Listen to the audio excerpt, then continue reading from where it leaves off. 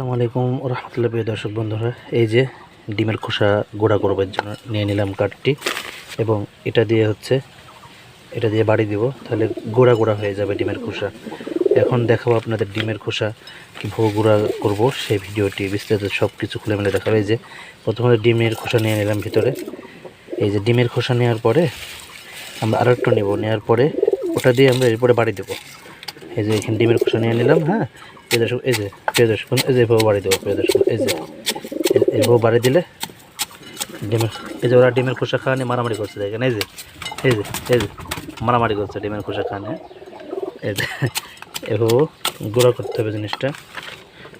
বাতাস হচ্ছে, আকাশ অনেক আবহাওয়া খারাপ, এভাবে গুঁড়া করতে হবে। এভাবে গুঁড়া করলে একবারে গুঁড়া গুঁড়া হয়ে যাবে। এই ভিডিওতে আরেকটু দিই ডিমের খোসা, তাহলে আরও ভালো হবে।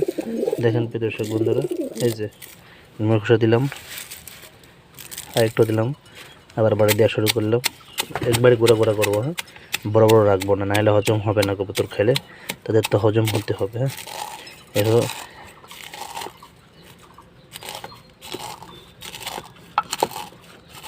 এই যে প্রিয় দর্শক বন্ধুরা, ডিমের খোসা গুঁড়া করে ফেললাম।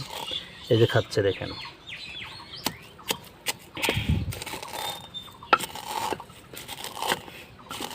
ডিমের খোসা একবার গুঁড়ো করা হয়ে গেলে থুয়ে দিবেন।